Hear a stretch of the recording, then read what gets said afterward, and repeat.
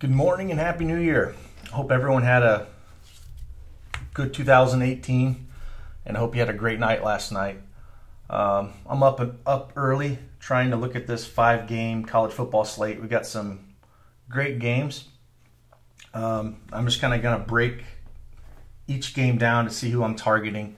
Hopefully it can help you, maybe guide you in the right direction with some cash games and GPPs, and I hope you get something out of it. So we open up with first game of the slate at noon Eastern time. It's Mississippi State and Iowa. It opened up at a 44-point total with a 5-point spread with Mississippi favored. Mississippi State's 7-point now with the total's been pushed down to 40. It should be a pretty ugly game, but we do have some plays in this game that are interesting. One of my favorite quarterbacks, and it'll be a core play in cash and GPPs, is Nick Fitzgerald. He's just a beast, man. If you haven't seen this guy, he's 6'5", 230. He's got 15 rushing touchdowns. I know it's a Iowa team that plays slow and likes to run themselves, but Fitzgerald should just pound this team. At 6,900, he's just a great piece to start your lineups with in GPPs and cash. I'll have a ton of them. More so than FanDuel. FanDuel, he's priced up quite a bit at 10,200. I still think he's in play there, but he's a smash button on DraftKings. On the other side, with Stanley, I don't have much interest in him. I know he's cheap. I just think there's better quarterbacks around. Iowa runs the ball a ton. And even though I think they'll be down, it's not a spot I'm willing to go today. At running back in this game, Sargent and Hill, the two guys you want to look at. Sargent's been getting a ton of work. He's the last 2 games, if you pull up, he smashed Nebraska and Illinois, or 2 crap teams, and put up 35-20. I wouldn't expect that, but at 5,800 for a workhorse running back, he's definitely in play, and I don't mind him throwing him in cash games just for that. I think in GPPs I might fade at that price, but in cash games, a workhorse running back under 6K, he's definitely in play. And for Mississippi State, we got Kylan Hill. He's probably the cheapest running back on the slate I'd go, and he's not a core play, but cash game viable. He's boom or bust. He can, if they get up and maybe they want to pound Hill in a third and fourth quarter. I don't mind him. I think he's more GPP. You can throw him in cash as your last piece at that price, but I think I would rather just play Sargent in this game on the other side for cash.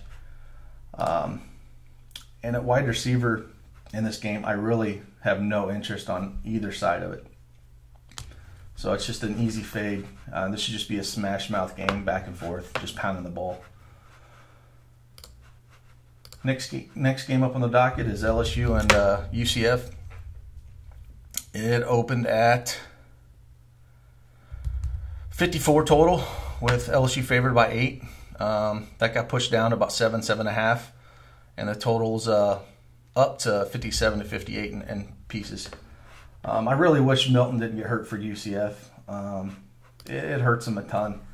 Mac's been okay, but this is a whole different ballgame going against LSU, and I just don't think they're going to have the firepower to win here. With LSU, you can just stack the box against them because Mac's not that accurate. So I don't really have any interest in Mac outside of some deep field GPPs. He's not a guy we looked at in cash. Just GPPs only. More on FanDuel, 8,800. On DraftKings, he's a little too expensive. Burrow's interesting. He's more just GPP. He's dual threat, and UCF is getting tore up by dual threat quarterbacks, so I don't mind him. GPPs, I prefer him, I guess, over Mac, but they're just both GPPs plays for me. At running back in this game, Nick Brissett is a core play, and I absolutely love him here. I mean, he's averaging about 20 touches a game, and UCF's just getting smashed by the run. They're giving up over 230 yards on the ground and 5 yards per carry, and Brissett could just absolutely smash. One thing to note is Edwards-Helaire, their backup, he had some legal issues. I want to say it was because of his shooting, so he wasn't around a lot prepping for this game. So I'm not sure if they'll even suit him up. I don't know if they'll need him. So we just have to look out on the news for that. But a real sneaky guy that if he doesn't play, or maybe even if he does shoot up, that we want to look at in deep GPP fields is Fournette. He's been priced, and if they get up, they might just want to keep pounding the rock. And if he gets enough touches at 3K, he could win you a GPP. So I don't mind him. He's especially if Edwards sits, but Brissett is definitely the guy that's a core play for me today. On the other side of the ball, McCray, he's been getting all the work. It's priced up a little bit more than I would like. It's just GPP only. Definitely wouldn't go cash with him, but he's definitely a look in tournaments. And on the wide receiver, I said there's top target on UCF is Davis. If Milton was playing and didn't get hurt, I would target all those guys, and Davis, Nelson, and Nixon. Like I said, though, Max he's more of a runner than a thrower, even though I think they're going to have to toss the ball here a little bit. Those are all three just GPP plays for me. I really don't have a lot of interest. On the LSU side, it's all about Justin Jefferson.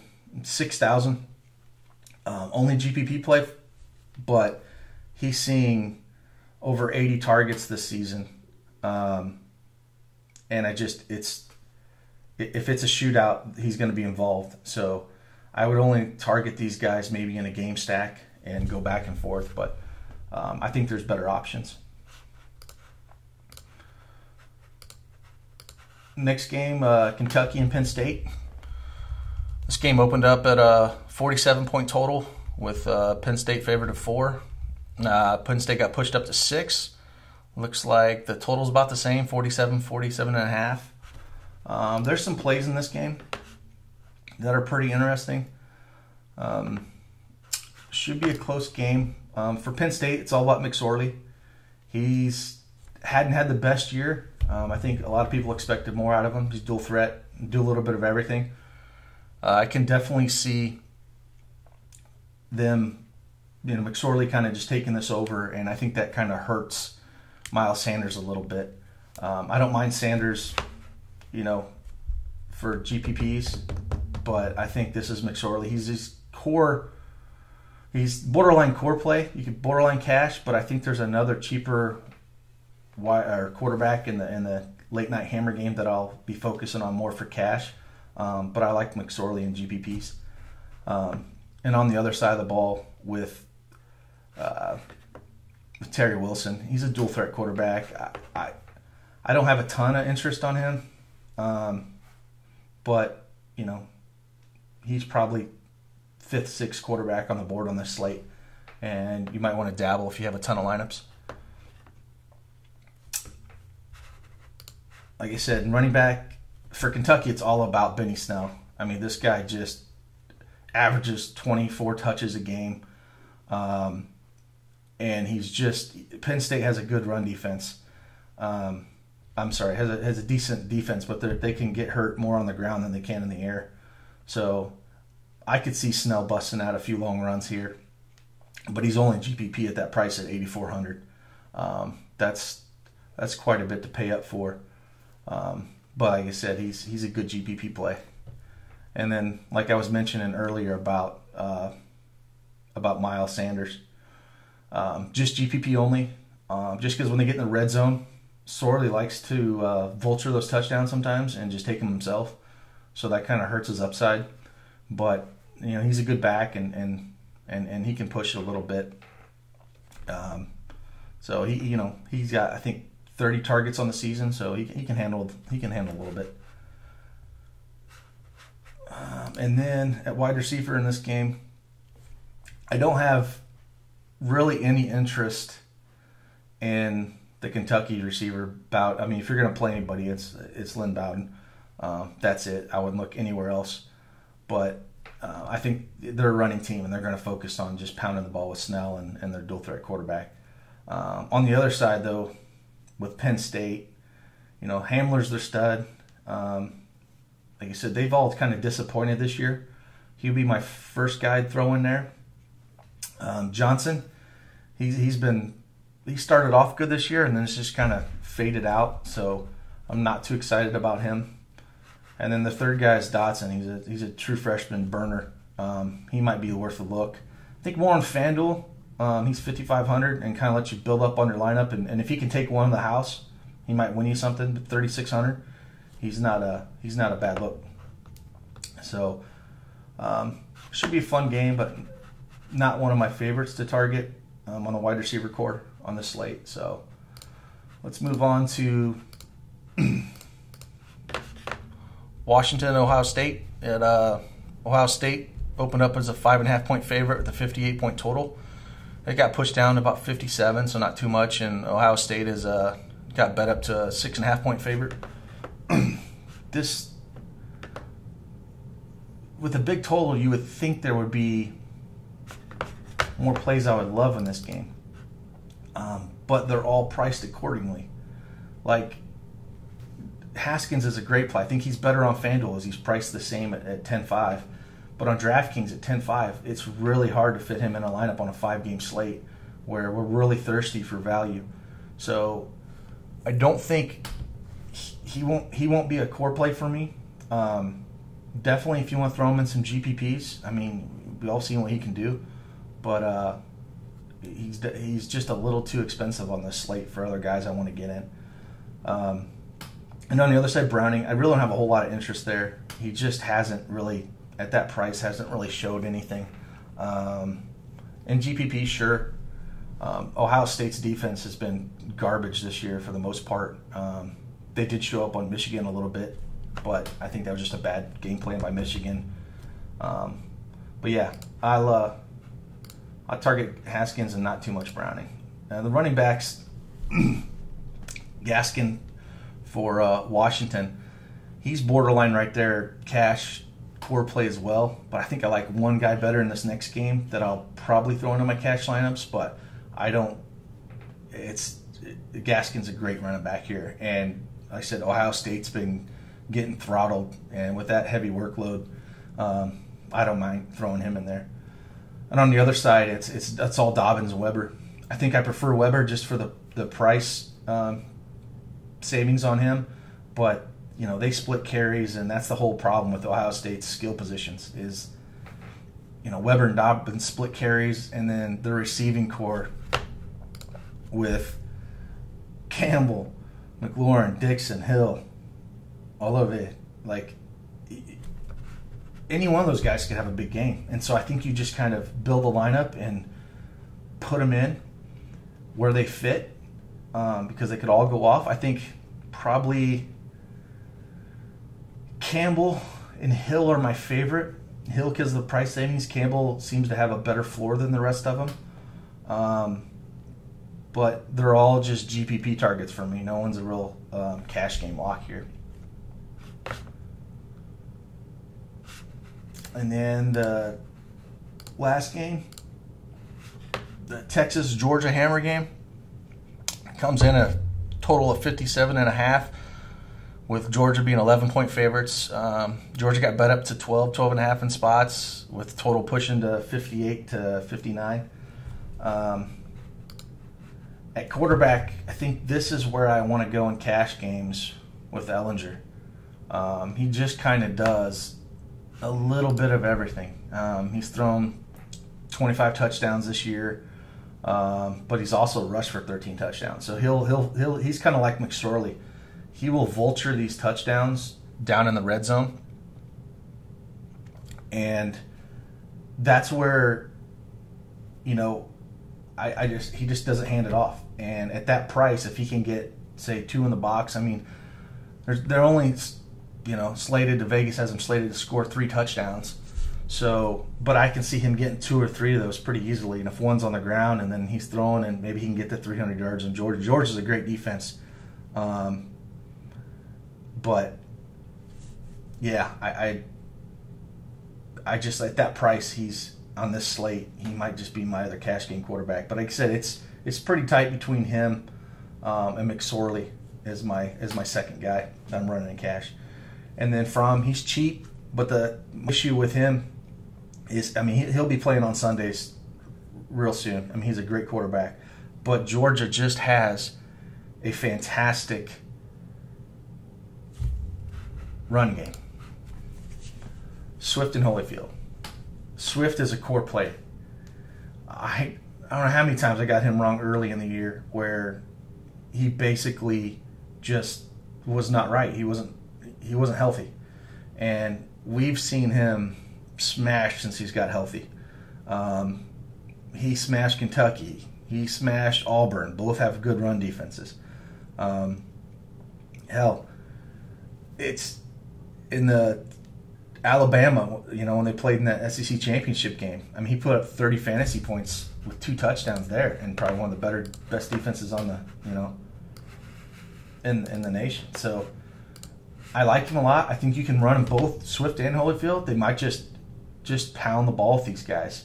But Swift is a core play. Holyfield's right there. He's more GPP, and I don't mind running both in the same lineup. I have no interest in Ingram or Watson. I think they're going to get pounded, and Ellinger's going to have to throw the ball. So in wide receivers, there's really only 3 here. 2 for Texas, Humphreys and Johnson. They're the guys that get the targets. They've got over 100, each. I think they're both in play in GPPs. I wouldn't play it at that price. I wouldn't play them in cash games, but they're both GPP. You can, pair them up with Ellinger, and hopefully maybe one of them gets 2 in the box to score their touchdown. So then on the other side is Ridley, but Ridley and Harmon, I don't really like these guys just because I don't think they'll need them. I think they'll just run the ball. But if you're going to throw one of those guys in, it's Ridley or Hardman. One other thing I wanted to touch on that I forgot was back here in the Washington-Ohio State game. It just slipped my mind. But I think Washington has one of the best defenses in all of college football. And they have a stud on the outside named Byron Murphy. And he's going to be playing on Sundays as well. And Campbell runs the slot a lot. And so I think that's kind of why I'm leaning him more, even though he's more expensive. Where, with Hill and Dixon and McLaurin, anyone they put on the outside that gets locked up with him is going to struggle a little bit. So I think that's why I'm leaning Campbell a little bit, and I just wanted to touch on that. So just to recap, go back to the 5 games. So how I'm going to start off most of my cash games, like I said, Fitzgerald, that big boy's just going to run on Iowa. He does everything. And then at running back, I'm probably going to lock in Swift and Brissett. Brissett and Fitzgerald are my 2 favorite on the board. They would be my real core plays. Swift is a good cash play. He's a core play as well.